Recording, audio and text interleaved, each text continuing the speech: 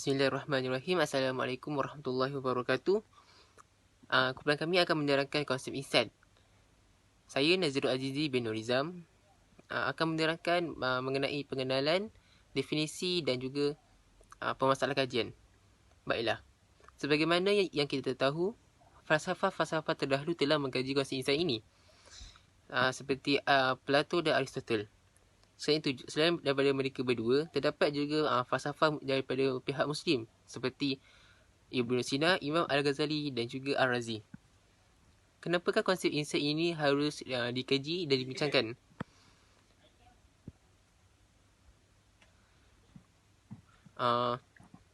Kerana terdapat pelbagai pendapat dan juga canggahan pengetahuan mengenai konsep insan ini.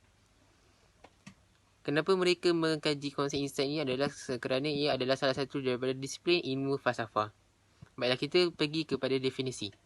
Apakah insan?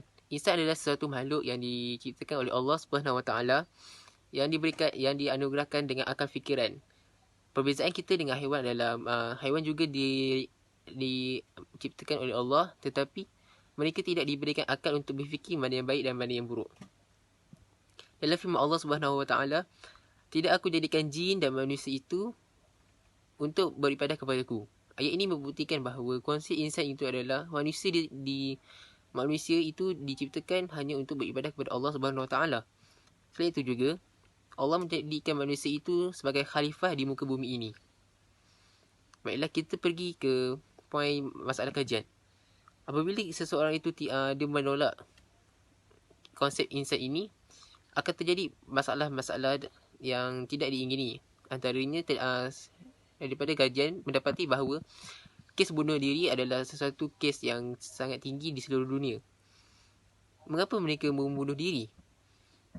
Kerana mereka tidak memahami dan tidak mempelajari konsep insan tersebut. Justru konsep insan ni adalah sesuatu benda yang penting untuk dalam diri kita. Baiklah, seterusnya saya akan meneruskan tugasan ini kepada Afiq. Assalamualaikum warahmatullahi wabarakatuh. Nama saya Muhammad Afiq Aiman bin Ahmad Rizal. Saya akan menerangkan tentang konsep insan, isi keempat pendekatan Islam. Apakah itu insan kamil? Insan bermaksud manusia, kamil bermaksud sempurna. Kalau kita gabungkan dia menjadi manusia yang sempurna, dalam arti kata lain, insan yang sempurna. Insan yang sempurna ini adalah khalifah dan bertujuan untuk memakmurkan dunia. Okey. Maka kita akan terus pada insan yang paling sempurna dalam sejarah dunia. Insan yang paling sempurna adalah Rasulullah sallallahu alaihi wasallam. Rasulullah sallallahu alaihi wasallam memiliki kepribadian yang mulia dan patut dijadikan contoh oleh umat muslim. Contohnya, dari segi kepimpinan, Rasulullah mempunyai sifat kepimpinan yang tinggi. Rasulullah sallallahu alaihi wasallam telah menjadi pedoman umat muslim sehingga hari ini, dan ramai tokoh-tokoh telah dilahirkan hasil daripada meniru atau mencontohi teladan Rasulullah sallallahu alaihi wasallam. Baik, kita pergi pada seterusnya bahawa perbezaan antara orang Islam dan orang bukan Islam. Orang Islam mereka mempunyai contoh, iaitu Rasulullah sallallahu alaihi wasallam. Manakala orang Barat, mereka tidak mempunyai contoh yang tokoh yang terbaik. Kerana tokoh insan yang terbaik adalah Rasulullah SAW yang memiliki kepribadian yang mulia sehingga disebutkan dalam banyak ayat Al-Quran. Baiklah, Rasulullah SAW bukan saja diiktiraf oleh umat muslim sebagai insan yang terbaik, malah telah diiktiraf juga oleh golongan-golongan yang bukan Islam. Okey, apakah cara untuk mencapai insan kamil? Ada 3 cara untuk mencapai insan kamil. Pertama, dengan menuntut ilmu. Yang kedua, akhlak yang mulia. Yang ketiga adalah taat kepada perintah agama. Okey, dengan menuntut ilmu, seseorang insan itu dapat menambahkan ilmunya dalam meningkatkan kepribadian mulia. Okey, baiklah, saya akan memberikan hujah ini dan memberi peluang untuk Haras Hazim untuk menerangkan tentang konsep insan yang seterusnya. Assalamualaikum warahmatullahi wabarakatuh. Nama saya Muhammad Rasazim bin Nasahah. Saya akan mengupas tentang hikmah solusi masalah dari perspektif konsep insan. Segala aktiviti akan ada hikmahnya. Amar ma'ruf, salah satunya adalah amar ma'ruf, mencapai amar ma'ruf nahi munkar. Dengan menyedari yang kita adalah hamba, maka sudah tentu kita perlu mematuhi segala suruhannya dan menjauhi segala larangannya. Dengan kata lain, kita kena siap sedia untuk mengajak pihak yang lain untuk melakukan amal ma'ruf dan mencegah kemungkaran. Dengan firman-Nya, kamu adalah umat yang terbaik yang dilahirkan untuk insan, menyeru kepada ma'ruf dan mencegah kepada mungkar dan beriman kepada Allah. Selain itu, setiap pekerjaan ada misinya. Tak kiralah dari segi aspek kehidupan, termasuklah diri sendiri, keluarga, organisasi dan negara. Setiap aktiviti akan berusaha untuk melaksanakan apa yang dituntut oleh Allah SWT.